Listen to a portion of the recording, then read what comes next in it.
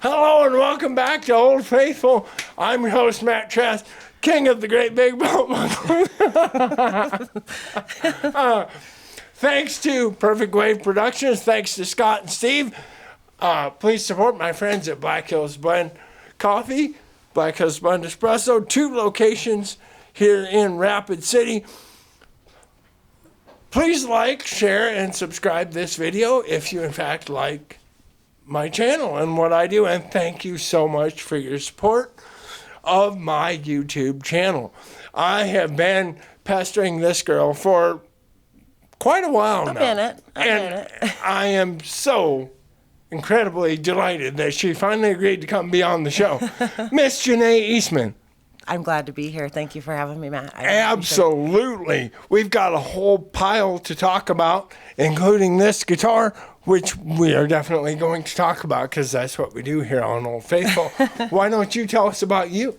My name is Ja'net Eastman, okay, and I am from the Black Hills of South Dakota. I came from East River originally. And okay. I've lived out here for about 20 years now. Oh. And just recently got into the music thing about 7, 8 years ago, finally. Got the guitar picked up, yeah. And been just kind of getting at it ever since then.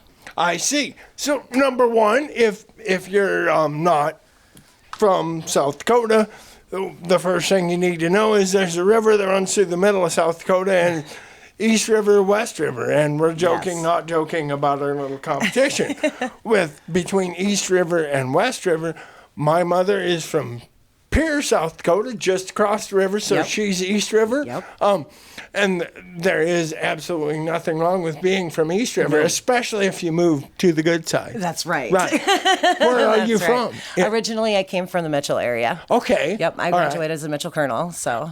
Perfect. Yeah. They are very. Mitchell is the home of the Corn Palace, and boy, they're excited about that. Yes, we were very proud. They still are very proud of it. Colonel spelled Kerrnel. I mean, they're super excited about this corn business they got going on over there. Yes. What brought you out here to God's country? I needed to start over. I had just graduated from high school, and I have 4 children, and I had 3 little boys. I was pregnant with my little girl. Okay. And it was a not so good thing going on at the moment, so I needed a reset. And my dad helped me and got me out here. And I just decided that this was it, that this was home, and I love being out here. I love everything about the hills.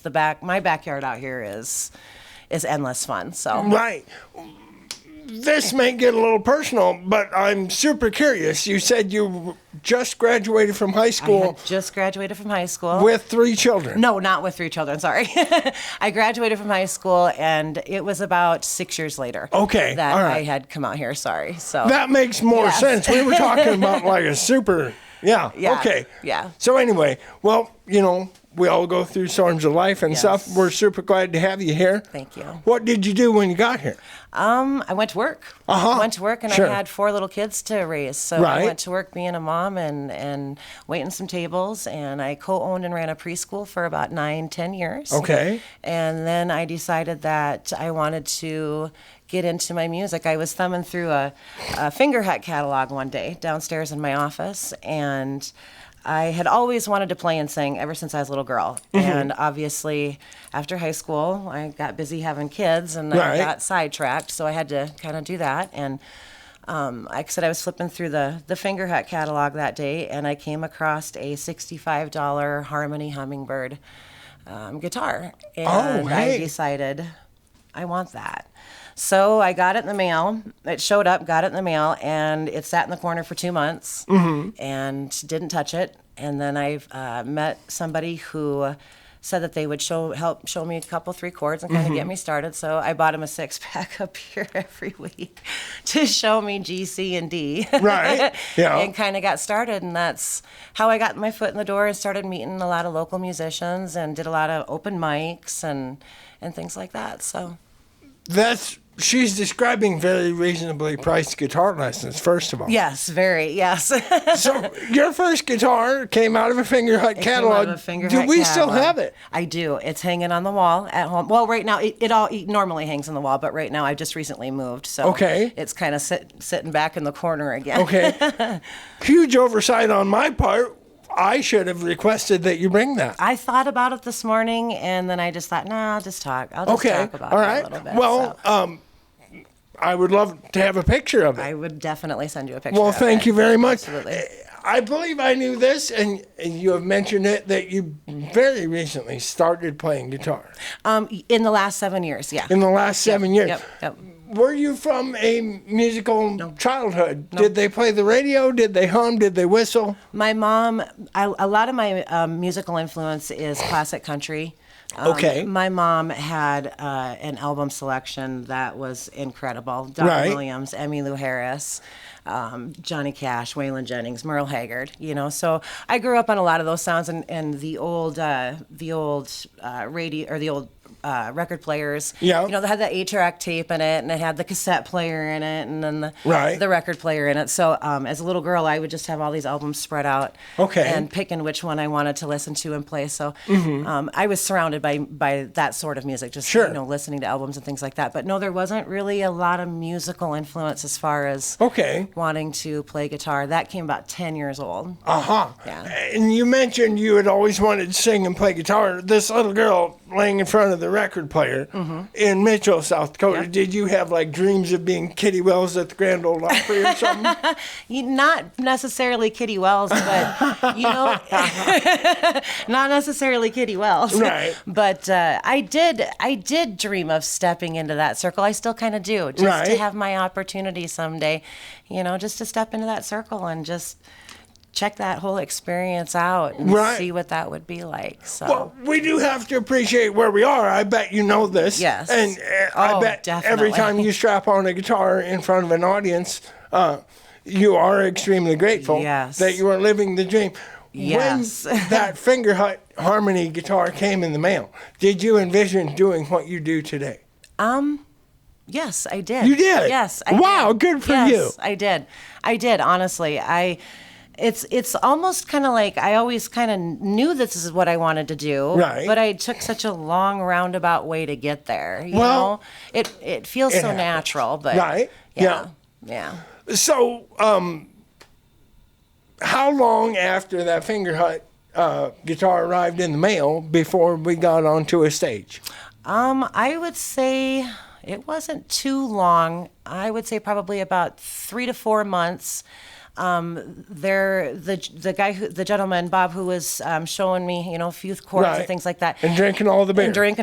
Sure, yeah. They had a band at the time called the Misty Rose Band. Okay. And they were over in Belfouche, and Chad Esminger played with that band, and Bob Key, Glenn Miller, and Misty Rose Eisenberg were in that band. All right. And they would let me come in and sing a few backups and stuff and help out. And I thought, I just wanted to be a part of it. I wanted to know, how to put those lights up and how to plug that equipment in and, all that vibe that goes on as you're setting up for, a gig and stuff. And so they would, they were like, yeah, she can take along and kind of hang out with us a little bit.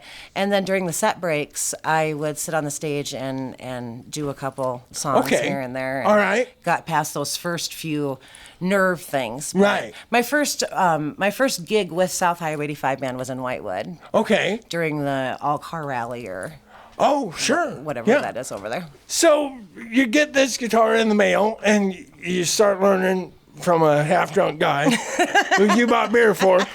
Had you had you ever sang to another human being in your life? I did like a little contest when I was in, I would say, sophomore in high school, in Mitchell. The country music showdown, the Colgate Country Music Showdown.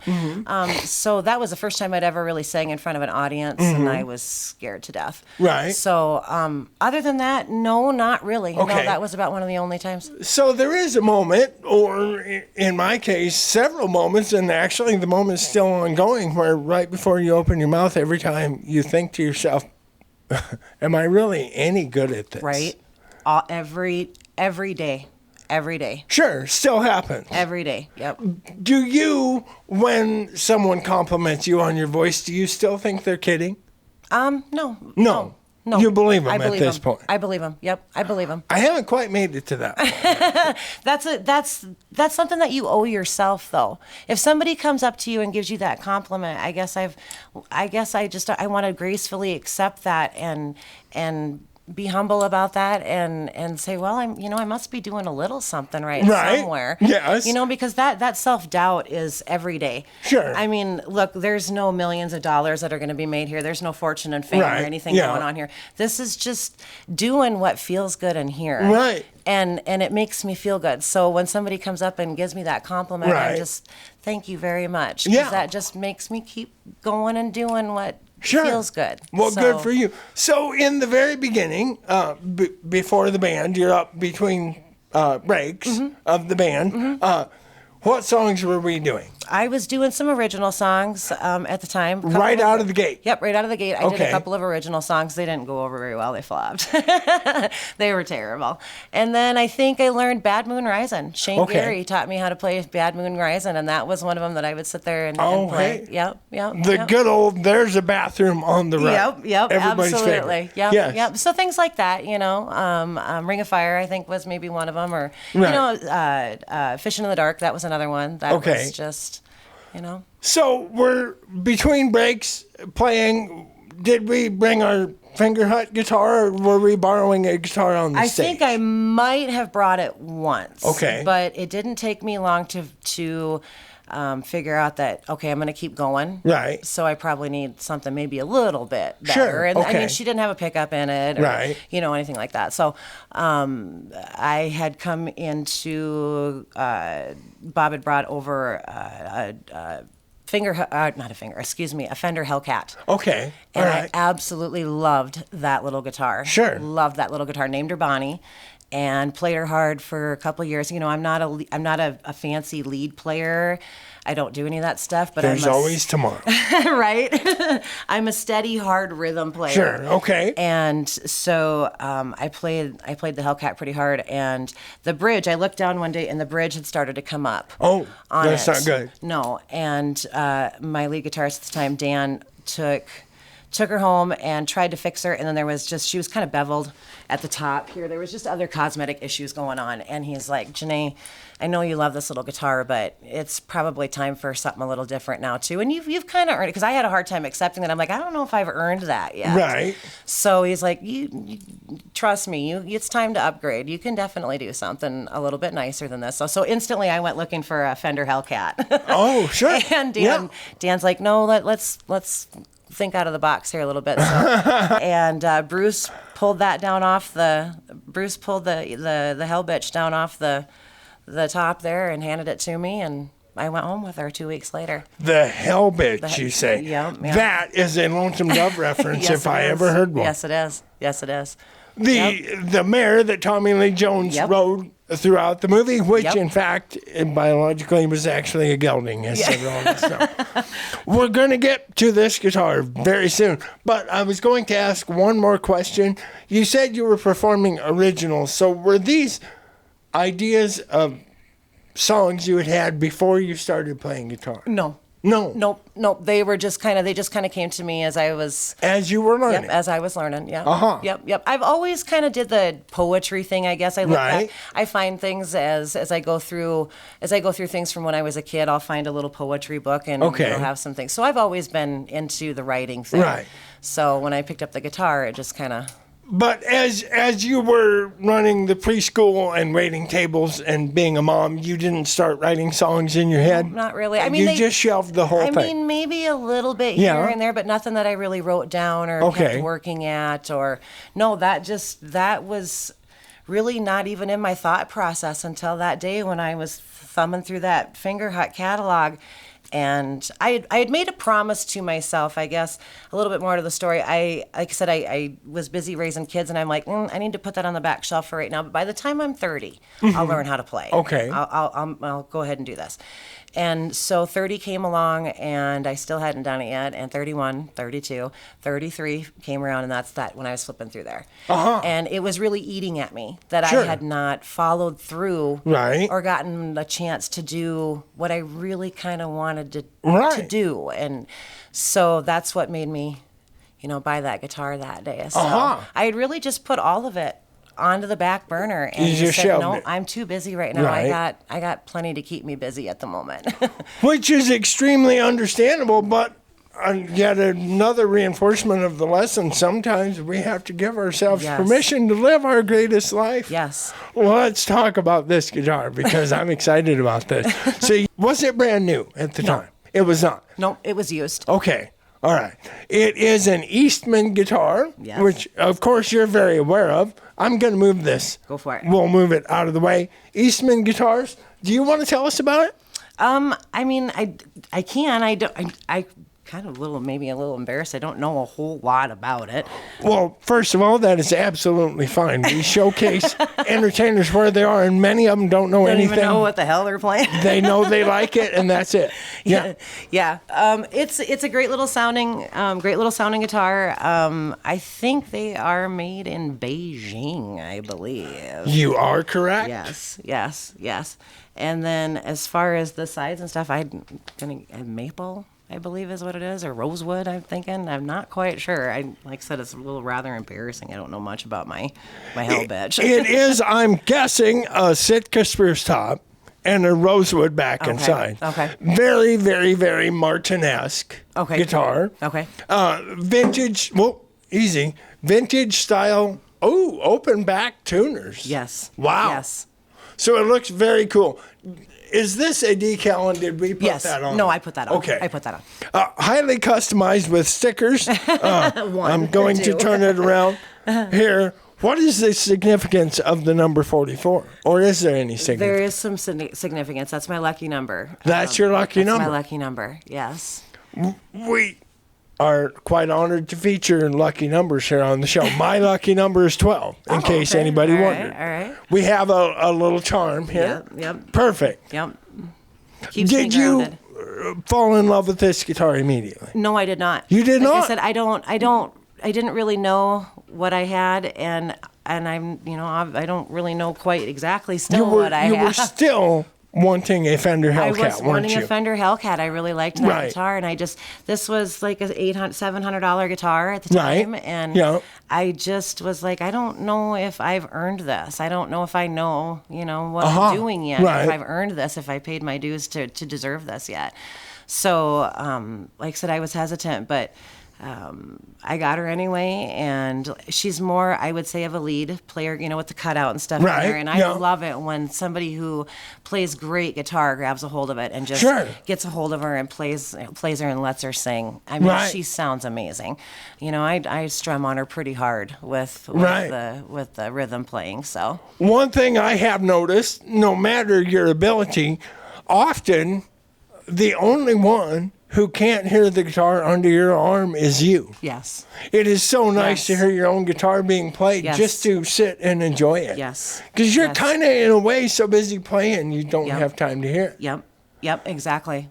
Did you like the playability Yes. when you picked it up? Yes. Did you like the sound? Yes, I loved the sound. Okay. It was she was easy to hold. Okay. She, I love the neck on her. All right. She fit my hands a little bit better there. It wasn't such a wide, So you did actually like the guitar. Yes. You just weren't giving yourself permission Yes. to have such a fine instrument. Yes. The Eastman guitars are, in fact, made in Beijing, China, and they're almost entirely handmade. It was Yes, originally yes. a violin company. Yes, I knew that part of it too. They are, for what you get, how carefully crafted by hand. yes.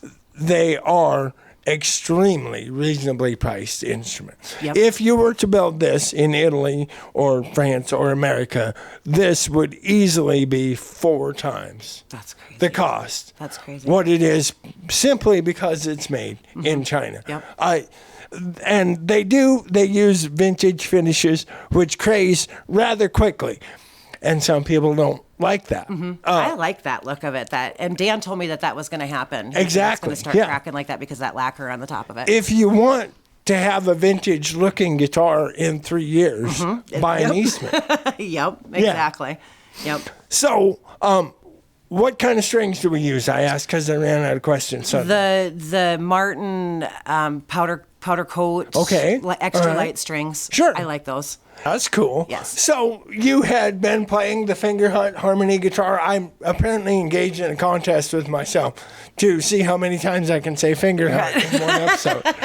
and then the Fender Hellcat. And you had written some songs on both of those guitars. Did this suddenly just open up a whole new world of songs for you, this guitar?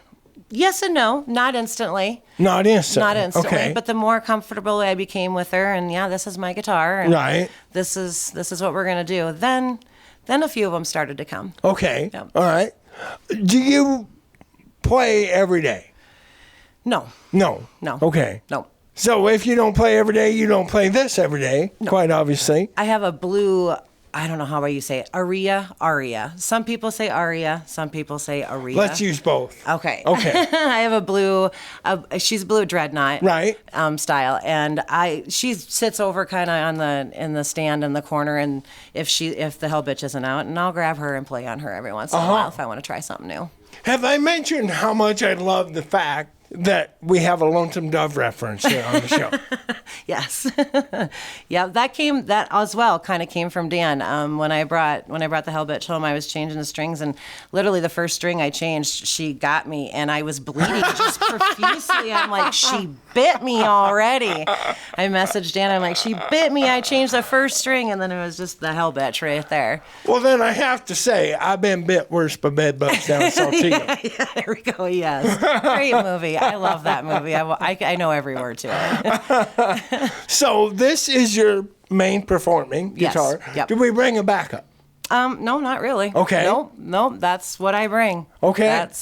It's this or go straight to the mic? Go straight to the mic. Oh, Yep. yeah. Yep. Okay. And let's talk about being in which band was it first? I'm Misty Rose Band is who I kind of started out with a little bit over in Belfouche. And then it was about a year later we put together South Highway 85 Band. Okay. All right. And who's we? At the time it was Dan Coleman, Brandon Schmidt, and Sue Rosales. Okay. And we played together for I would say it was probably a couple of years that we played together. Mm-hmm. And then Brandon ventured off, and he is with Chelsea D and Company now. Okay, sure. And so Tony Who I Johnson. need on the show. Tony Johnson stepped in. Okay. And then Sue Rosales was playing bass for quite a while, and she had a few health issues that she needed to go home and take care of. Mm-hmm. So we just had a bunch of fill-ins, I guess, for Sure. bass players. Brett Kidd filled in, here and there, and Right. a few others. And Dan stuck with me. And then we lost Tony. Let's see, how long has that been now? Has that been a year or 2 years since Tony's passed away? 2 years, I think. I should know that. I'm sorry. We lost Tony, and, it was kind of hard, right? I have a picture of Tony Johnson and I hanging on my refrigerator that I look at every single day, and he always gave me great encouragement. Right. Always. And he's like, kid, you're going to fall flat on your face so many times. And he goes, you just pick yourself right back up, dust yourself off, and keep on going. Right. And so I love the hell out of that guy. So anyway, we lost Tony. Many bands. Tony had homes in a lot of places. Right. Yeah. So many of us, we lost Tony, and I was struggling with the bass player, and I really wanted to start working on my album and just kind of do the solo thing for a little bit. Right. And step back. So I just kind of stepped back, and now I'm starting to step back in with South Highway 85 Band again. So Okay. I'm starting to get All right. everything reformed and regrouped and Sure. things like that. So here's a question that I don't believe I've ever asked on this show. Or maybe I have. It's not important, actually. So we were, being a mother and running a preschool and waiting tables and all of that, having these dreams that we've shelved, and then we buy our FingerHut guitar. How many times is that? $65. We learn C, G, and D. We drink a bunch of beer, and then we suddenly find ourselves on a stage, living our dream. Was there a moment after you got on the stage where you're singing and playing and living your dream, and then you said to yourself, wait a minute, I don't like this part? Yes, definitely. Yes, there are many. Will you tell us about the part? Yeah, there's definitely many parts. It's like a typical family. You have your different opinions out there. That can be a struggle. That can be a struggle. Booking a lot of times for me is hard for me. I'm like, oh, I wish I could just find somebody to do this part for me. So that can be a little frustrating sometimes for me. Sound issues can be a little frustrating. You know, just the typical things I think that come along with a band that you're just like, I don't know if I like that part of it. But it's with everything. There's the good and the bad. And if you can't handle the bad, then you probably shouldn't be in with the good then when it happens. You know, you got to take them both. So Exactly. And it's all a learning lesson. I feel like every time it's just another day's worth of. Ja'net Eastman's new album. Yes. And this has been by the way, this is my hands-on copy. Thank you so much. You're very welcome. I will listen to it at my earliest opportunity. How many albums is this? How many have you released? Is this your first? Just my first one. This is your first? Yep. Congratulations again. Thank you. And there are, it looks like 5 songs. 5 originals. Are they all originals? Yes, they are. Is this the best of your work so far, would you consider? I would say yes. Okay. Yes, I would say definitely. Has this album met or exceeded your expectation? It's met my expectations, definitely. All right. And exceeded them too. I'm proud of that album. I'm proud of what Lance came up with and how he helped me with that. You know, again, like I said, it's not anything that, you know, is going to be given a CMA award or anything, but... And again, we need to have faith and a better attitude. It is, I feel like I'm caught up with things when it comes to that album. Cool. You know, like I said, I put everything on the back burner for so long. That I'm very proud that I feel kind of caught up with things now. Let's go ahead and talk about this Lance and give him his due. Absolutely. Lance Nilsson. Okay. Lance and Lily are currently living in Chugwater, Wyoming. Okay. They've been there for, I don't even remember how many years now, 4 or 5, excuse me if I'm wrong. Maybe not even quite that long. But Lance and Lily moved out there, and Lily's originally from out there. Okay. And they co-own and operate a restaurant out there with Lance's parents, Mark and Margie. So Lance was with Dakota Country Band for many, many years. Lance and Lily both. Great stories to tell. Right. And he is a phenomenal musician. Okay. I have learned quite a bit from Lance, and there's really not an instrument that he doesn't know how to play. I see. Yeah, very talented. So he helped you record. Perhaps you would consider that he produced the album and played on it. Where was it recorded? In Chugwater. In Chugwater. Yep. Okay. Yep. He put together a little studio downstairs in the basement of the restaurant. Oh, hey. Yep. So I'd go out there about once every month, once every 6 to 8 weeks, I'd go out there. And then a lot of it, though, anymore with all of the programs and everything that they have today, I mean, you don't really have to be in the studio the whole entire time. You do not necessarily need to be. No. And so the first click tracks that I sent him were literally just a metronome playing on one phone. I had downloaded like a metronome app and picked the speed that I want. And then the other phone I would lay on the other side and push the record button while I pushed the play button on the metronome at the same time. And I would do the song, get it all ready to go, and then I would email it to Lance. We're talking high tech right here, ladies and gentlemen. You betcha. Yep. So Lance would pull it into his computer, and then with Pro Tools and things like that, he created the drums, and then the rest of it, like I said, the mandolin, the guitar, the bass, the fiddle, all of that is all Lance. Okay. He sang he did all of that. Did you play it all on the record? I did. I played my rhythm. Yep. Okay. Yep. I played my rhythm. I played the hellbedge. Yep. Perfect. Yep. Excellent. She's on there.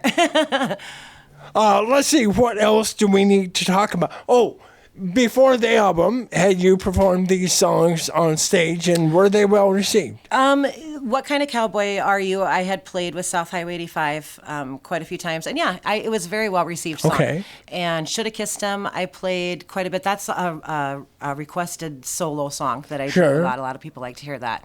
And lucky enough, I hadn't really got the chance because the band and I weren't really working together a whole lot at the time. So I wrote that when I was pretty much a year ago on the solo thing. And I'm looking forward to getting back out there. Yes, I'm looking forward to doing that with the band. Sure. Yeah. I think this COVID, in case you forgot, we're having a little pandemic here. I think this COVID will serve to remind several of us how much we enjoyed Yes, performing. it does. Very much so. There's nothing like having it taken away to There's- remind you. Oh my gosh, there's been so many times where it's like I just want to get back out there and Right, play. And yeah. you know, you make a phone call and then you hear, oh, we've got bands scheduled for like the next month, and then we're not doing anything. We're gonna wait and hold back. And it's Sure. oh, okay. Yeah. So you know, Beulah, Scott keeps me pretty busy out in Beulah. Lets me go Well, out that's there and good. play quite a bit. And then, like I said, chug water and things like that. So I called Joe's place and things like that. So we're getting back in there. Perfect. You know, April, May, I've started Right. to get the bookings and stuff picked back up again. Right. So. Are you being played on any independent or commercial radio stations? Spotify. So I did the CD through TuneCore. Okay. On the web, and TuneCore you can pay and have like a distribution credit, and they will help distribute all your music out to, you know, Amazon Play, iTunes, Spotify, YouTube, places Sure, like that. okay. So yeah, you can look up. I think TikTok. There's a bunch of them on there. Right. So that you can. Perfect. Why don't we go ahead and give my viewing audience your social media information so they can keep up with everything? You can find me on Facebook at Ja'net Eastman Music. I'm on Instagram, J Eastman Music. I Okay. believe. I've got my website going up, Ja'net Eastman Music. I think that's about it. I'm so scared of the internet and technology sometimes because it's just so intimidating by me that I am a slow mover. People tell me, well, you need to be on this site and that site and this site. And I'm like, I just want to stick with like Facebook or something simple that I know how to do. There is something to be said, right or wrong, for kind of sticking with a couple. Right. And not, because you can just get too busy. Too much. With and it. it's Yeah. kinda- We should point out at some point that Ja'net is spelled, I'll let you take over now. JA'Net.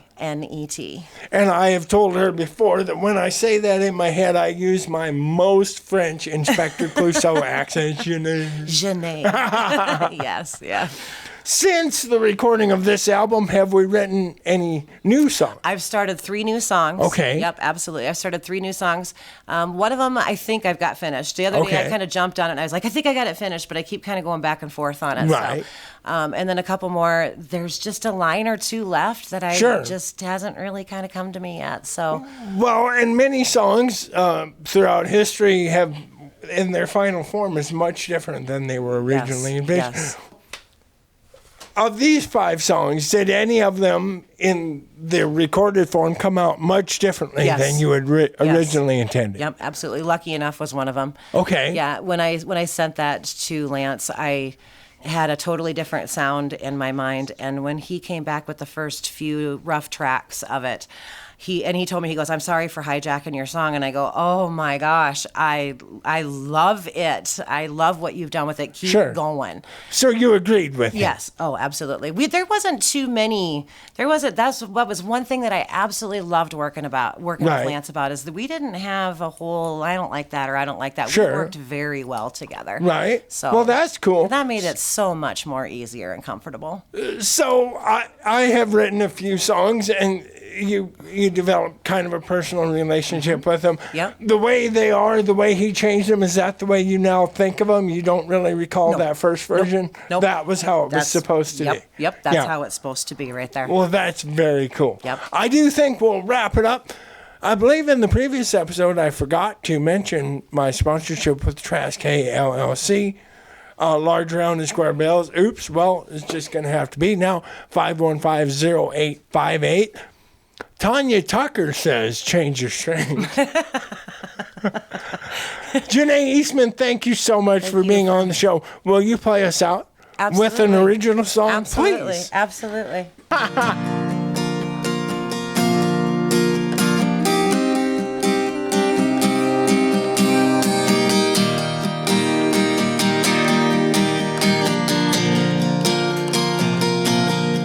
Well, it's a midnight ride from hell into Toluca, Montana tonight.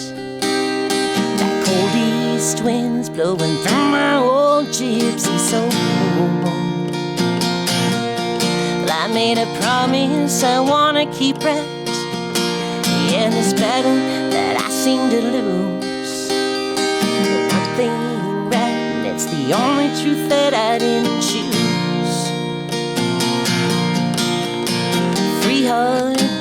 from now. Yeah, I'll be rolling down that old glory road, trading the dirt off my hands for a sliver of gold.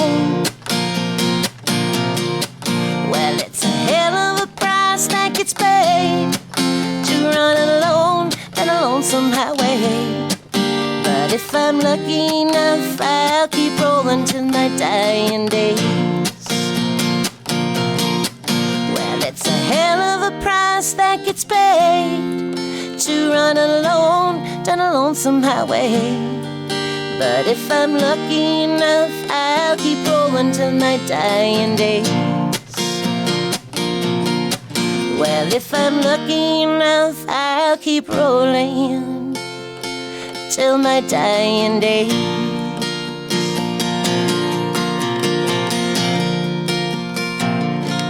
Yeah, there's a little tidbit of lucky enough.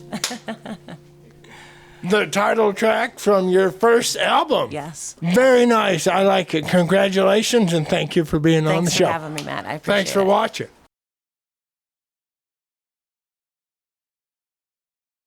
Just talking. Right on. It's not on the internet. Okay. You know, we're just two idiots talking in front of a camera. Right on. Just don't ask me the hard questions. It was even better when it was just my phone. Yeah. There was no I mean, my phone was filming, but it was just the phone and the whole thing, and it was, you quickly forgot it was. I have really enjoyed watching the. Well, thank you. I have really enjoyed watching them. There's people on there that I'm like, oh, I've heard of them, but haven't had a chance to see what they, Well, see what they got. I really am enjoying doing the show, and it's kind of working. Yes, it is. It is. And I love that you're like showcasing all the musicians, local musicians. Yeah. And I don't know if you've worked with any from the east side of the state yet or not, but there's some great musicians over there too. Well, there sure are. It's been mostly a matter of convenience at this point that it's people from the area. Yeah, yes. A lot of times it'll be a sudden day off, and it's whoever can show up right now by the guitar. Yep. So it's a lot of that. My goal is to have one show a week, which is just barely doable. Well, keep going. I thoroughly enjoy it. Are you ready? We're going? All right. I forgot to change my costume. I'm sorry. I just got this. Man, that dude knows where my buttons are. I love it. Are you ready? Okay.